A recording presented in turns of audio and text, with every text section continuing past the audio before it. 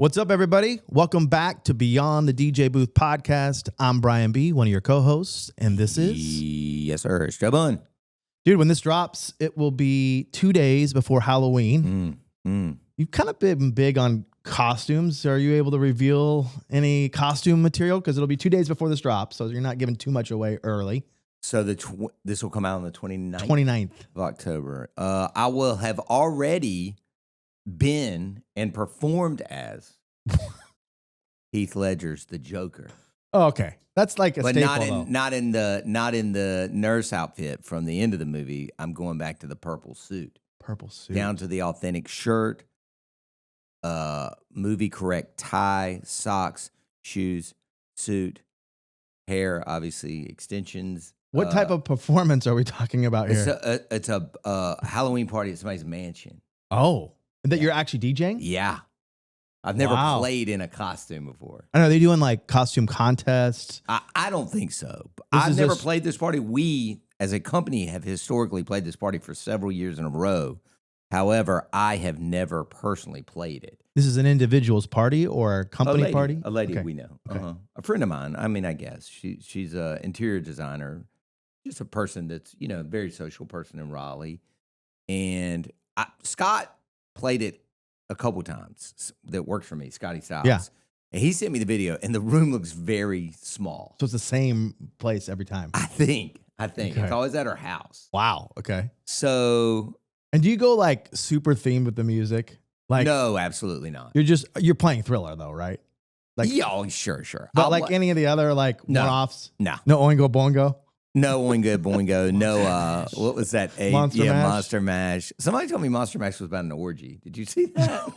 Did not. Swear to God, that came out a few days ago. From the 50s? Well, I mean, maybe people were getting down, I guess. People were getting down in the 50s? I mean, people have been getting down since the dawn of time. So you're going to reuse that costume after the party? No, so Halloween, I'm bringing back another favorite character, the one and only Mayhem. But in the past, I used to be able to do it with my own hair. Had to purchase a wig. That's so I got the Band-Aid and I got the black suit back out. And where are you going on Halloween night? I just sit on the front porch and give out candy. Oh, okay. Because my kids are too old to trick or treat, and I think we've talked about this before. But man, I've probably lived in, including college, 10, 12 houses over the last since I left home, since I was 18. So what is that? 35 years ago. Yeah. I have never lived in a neighborhood that had a big trick-or-treater presence. Like my parents lived on a cul-de-sac. Yeah. My house on Anderson Drive was a busy street. Right. This house, I'm no exaggeration, dude. We saw over 200 kids last year. Wow. We We had to start taking candy away from our own stash to give to other kids because they were still coming. So I hate Halloween in general just because I don't like people. So I want to lights out. Has come up twice now on the podcast. How the fuck does a man that has spent his life DJing parties say he doesn't like people? You go to Engage. Everybody there loves you. Every time I mention your name, you're loved. I don't believe that's the right term. I don't believe that's an accurate statement. Close the curtain, turn off the lights. So you can't do that, bro. You have like a 5-year-old. She goes out early in the night, 5 o'clock, before, it gets crazy. But the reason why I say this is because my wife put out a bag of candy. Have you had this happen where you get the one guy who goes in, takes the whole bucket? Yeah. Gone. And we didn't have any extra stash. I'm not taking from my daughter to go replenish the kitty. What if the sign was more deliberate by the bucket? Like, take 2, you're on camera. Because you have a ring. I do. Right? You saw the kid probably steal the whole bucket. Yeah. Like, what if it was a little more intentional? Idea. Like, hey, I'm going to call the police on you. Or you're on camera, take 2 or something. Just try it as a social experiment. I'm going to do it. And see and then just watch the footage later and just see how honest people are. Okay. Social experiment. So speaking of other things I don't like, I don't really watch TV. What if because I don't like you either? Walk off the set. So I don't watch TV unless it's sports. Yeah, I don't watch movies. I'm just not into it. However, a a DJ friend of mine, DJ 38, shout out Scott Lassiter, sent me an Instagram message. I don't even know why he sent this to me, but he said, you got to watch this Yacht Rock documentary on HBO Cinemax. Have you seen this? I have not. I saw the clips when it first dropped and how like some people, when this guy called him, basically told him to fuck off. Yes. Yeah.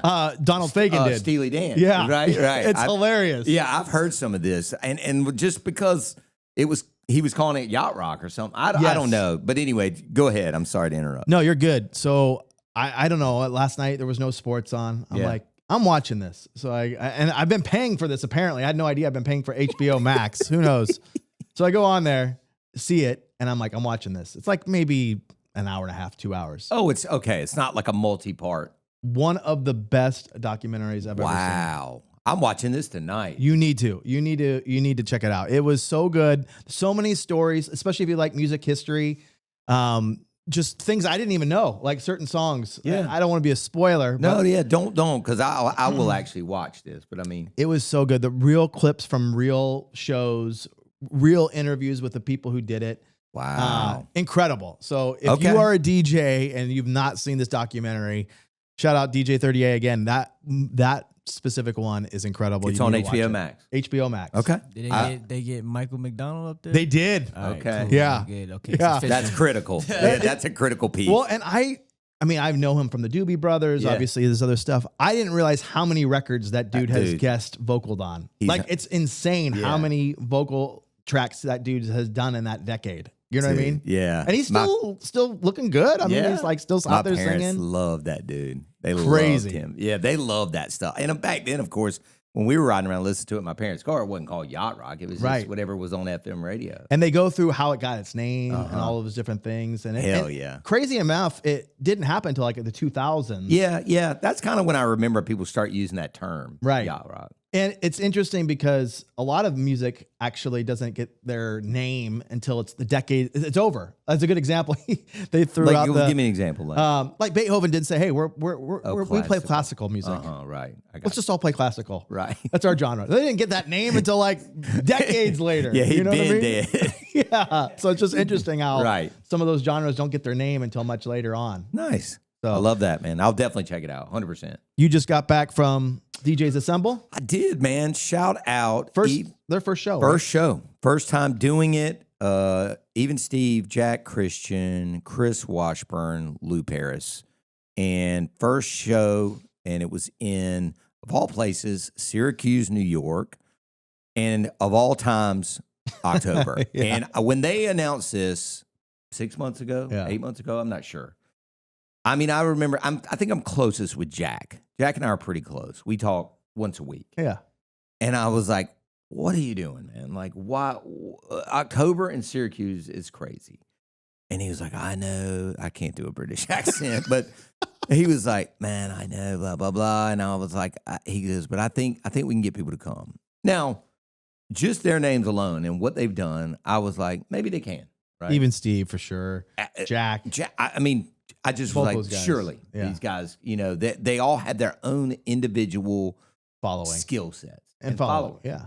And dude, they did it, man. A shout out to DJ's Assemble. They had 2 full days with breakfast, lunch, and dinner included. Wow. Food was good. Content excellent.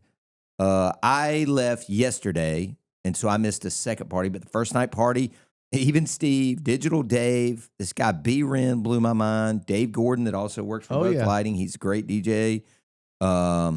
Mike Benoit and maybe one other DJ. It was like from 9 to 12, 15. Yeah. Not late. I mean, awesome party. Everybody was, having a good time. Open bar.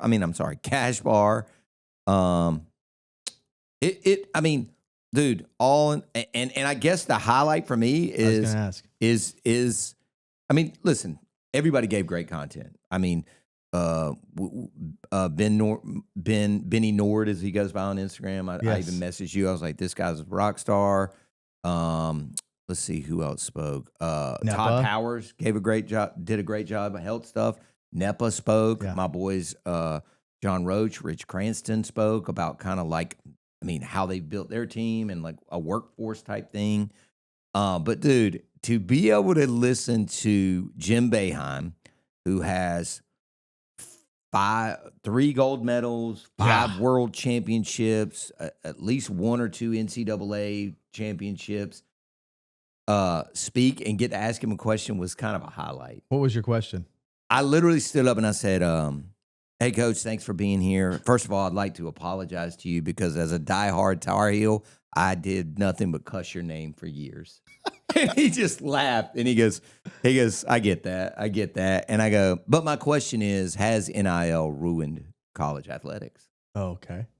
And he goes, if I was the old, fuddy-duddy that I am. I mean, he's 81 years old now. Wow. I didn't realize he was coached old. for 40 years. I mean, he's one of the top 5 college coaches of all time. That was my other question, but I asked him that in private. Who's the best of all time? Yeah. And he said Patino or Krzyzewski. Interesting. And I was like, fuck, I knew you were going to say that. Yeah. I actually went, fuck, I knew you were going to say that. I was like, I was hoping you were going to throw Dean out there because I knew he wouldn't throw Roy out there, but he did shout out Roy and Dean, and his stories about Kobe are insane. Oh, yeah. He's my favorite player. One of my favorite players. I mean, he had Kobe stories for days, but then somebody hit him with the let's answer the age-old question, Jordan or LeBron or Kobe, and he goes, neither. Michael. Oh, yeah. And I was back in the back going, like anybody that says MJ wasn't the GOAT is to me that it's not even an argument. Before you went, you told me there was another question though about his dog.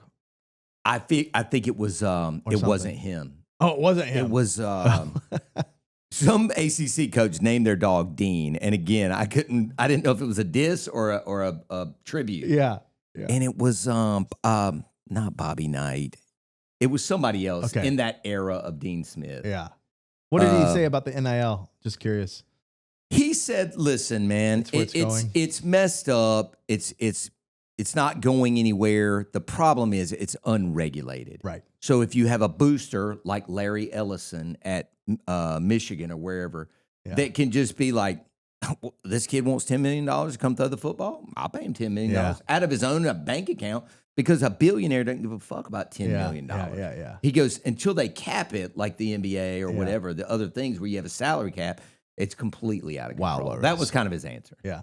Interesting. That was kind of the highlight for me. But, man, everybody did a killer job. And I went up to each of those guys. I said, you should be very proud of yourself. You should. I said, I've been to every conference. Yeah. I said, I've been to every conference there is.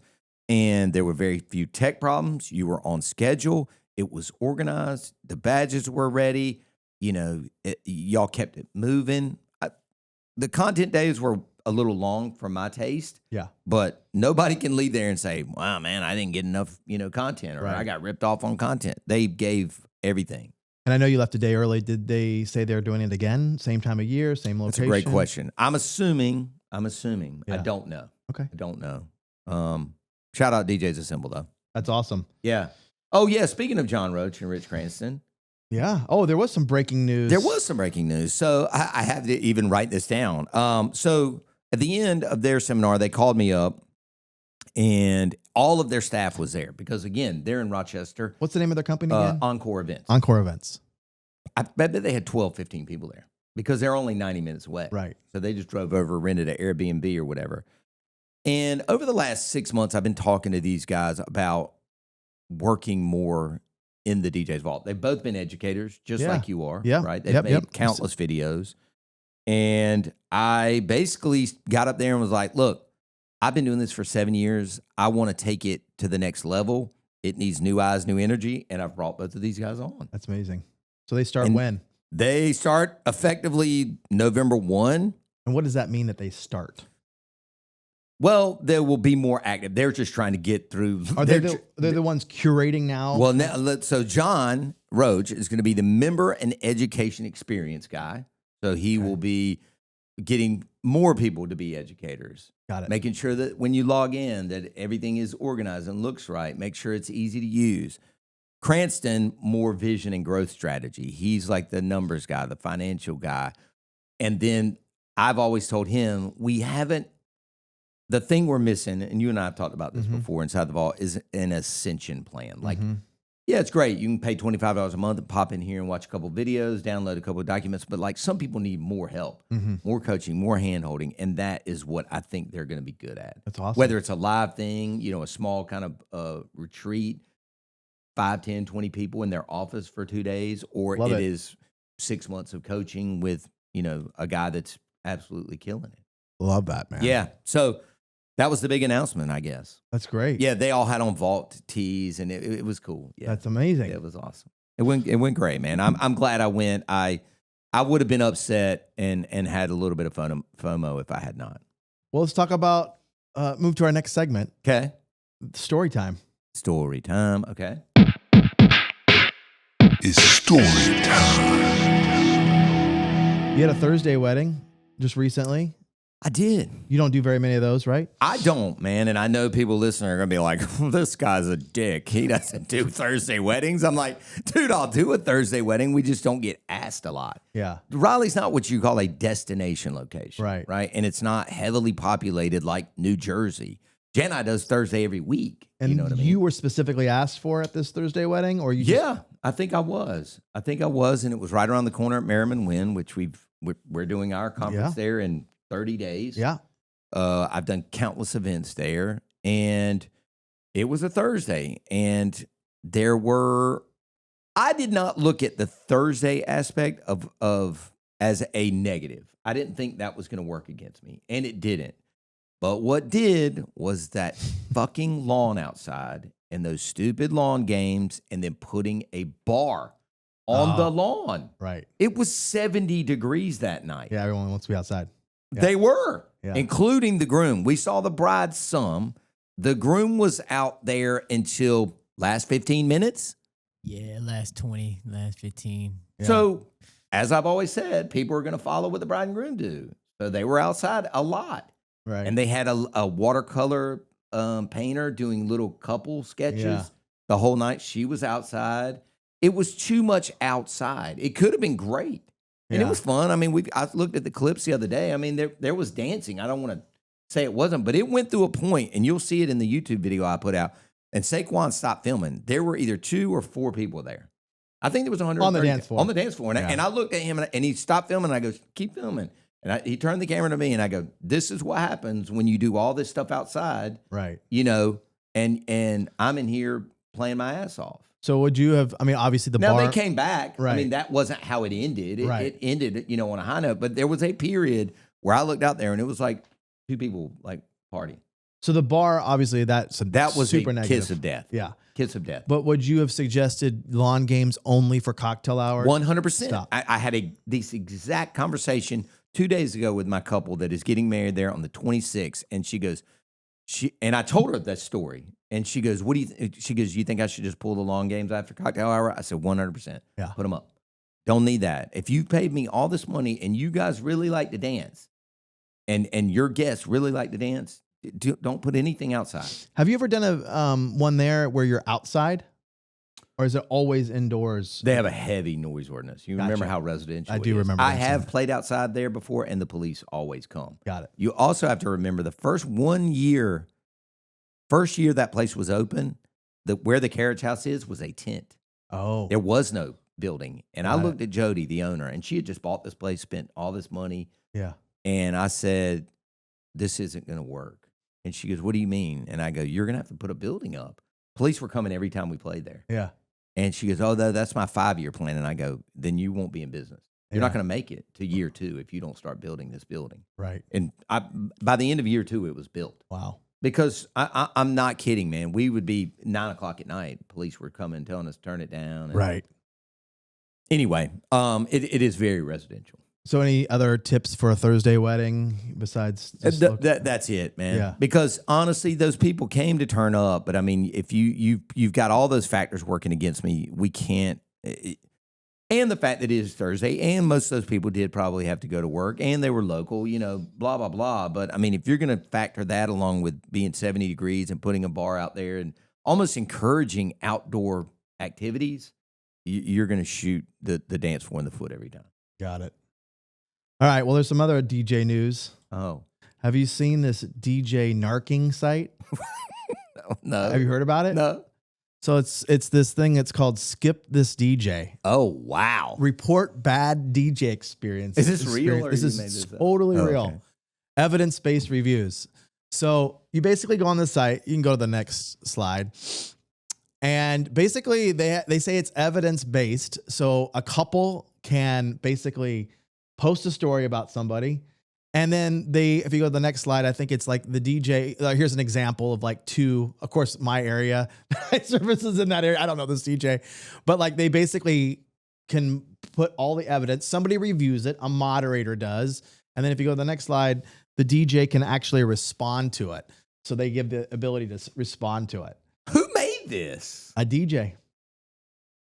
So how did you hear about it? I just saw it online.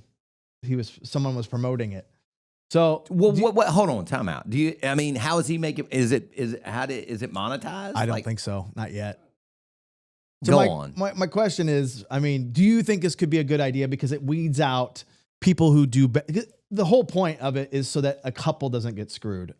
No, I get that. And is the basic thing.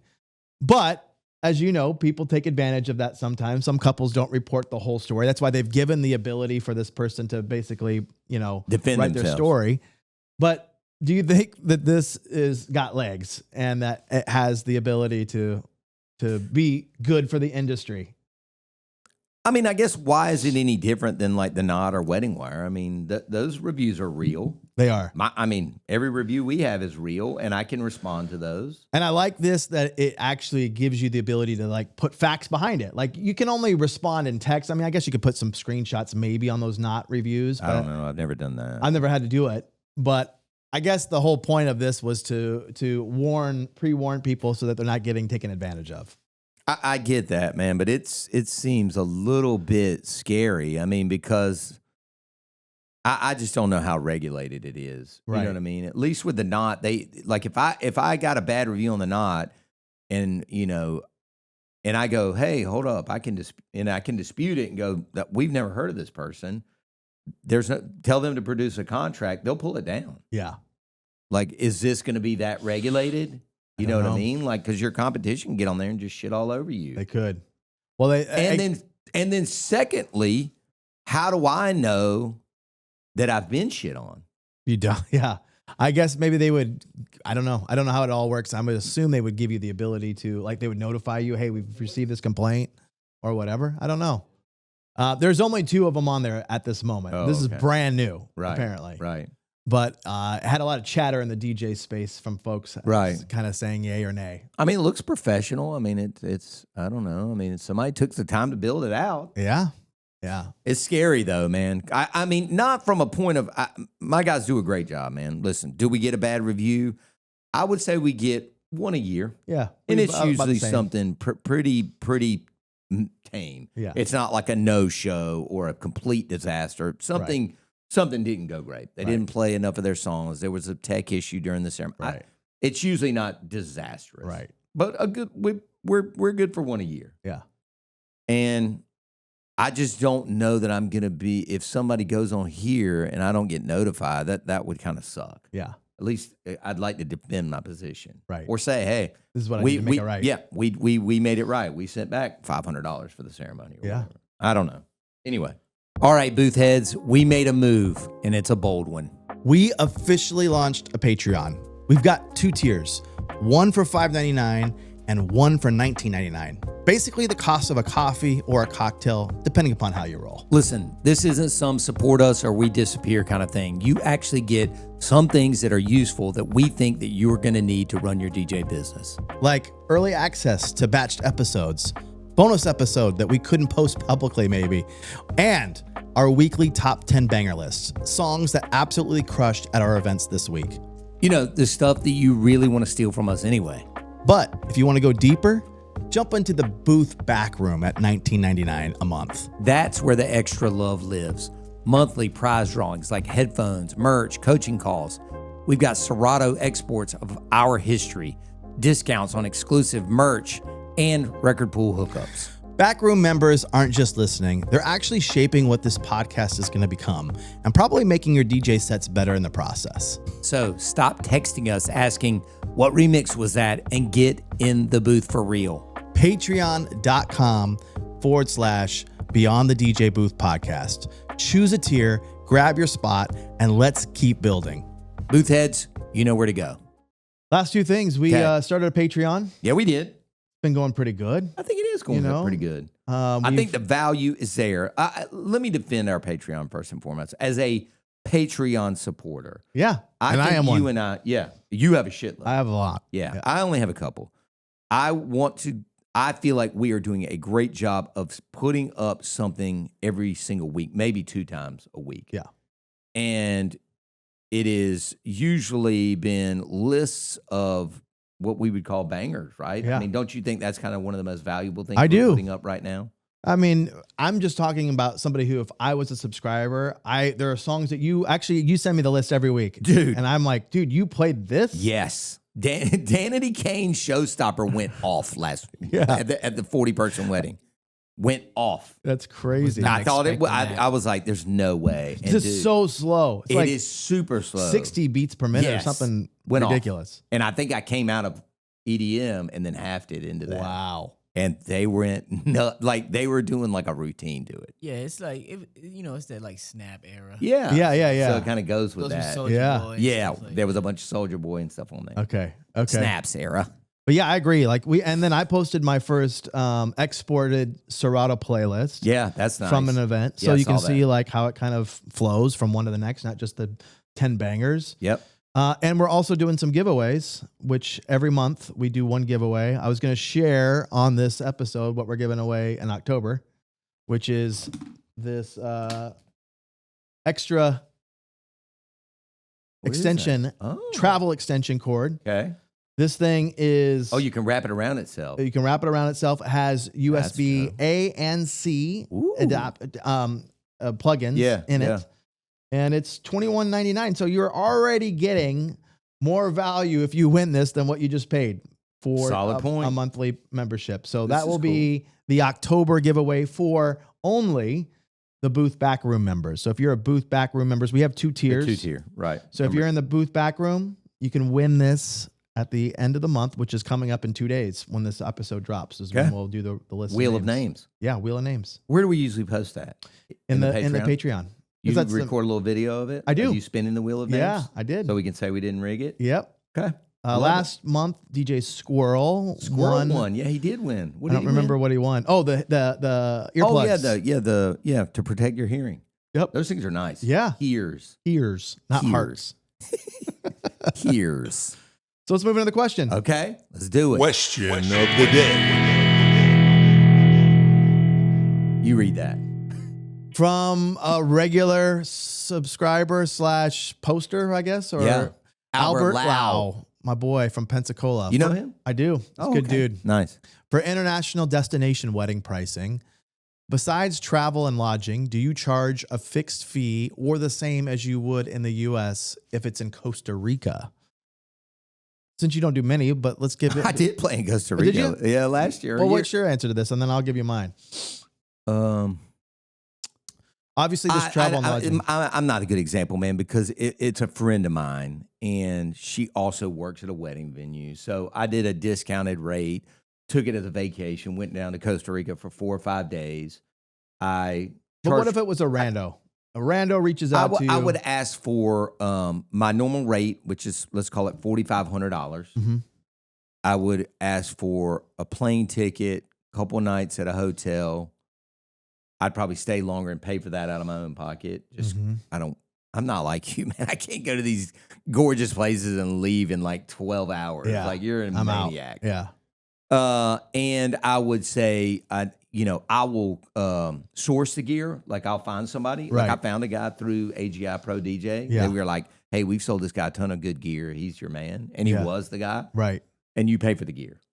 So you didn't, because some DJs take it on the chin and be like, "Hey, you're taking away my Friday. You don't charge double rate for travel." No. Absolutely half not. Half no. Yeah. Especially at a dope ass place like Costa Rica. Like I just made an actual vacation out of it. Right. Yeah. Yeah. No. That's cool. Okay. What about you? Same. I mean, I wish I could tell you it was different, but yeah. Just give a different opinion. But no. I mean, I only take on 50 events a year. Yeah. So I know I'm going to book 50. Yeah. I'm turning down gigs usually, you know? Right. So I don't worry about, the argument is a lot of times that, hey, I'm giving up a Friday to travel there and a Sunday coming back. So I'm losing potentially 2 gigs. Should I charge half day rate for those travel days? Yeah. In my opinion, no. You should know your number of how many gigs you're planning on working for the year or have a good idea. Yeah. And not be so worried that you're going to lose out on a triple anyways. Plus, in a lot of cases, I was telling Al that I will try to get their welcome party the night before. Oh, yeah. Or, rehearsal dinner or something else out of it.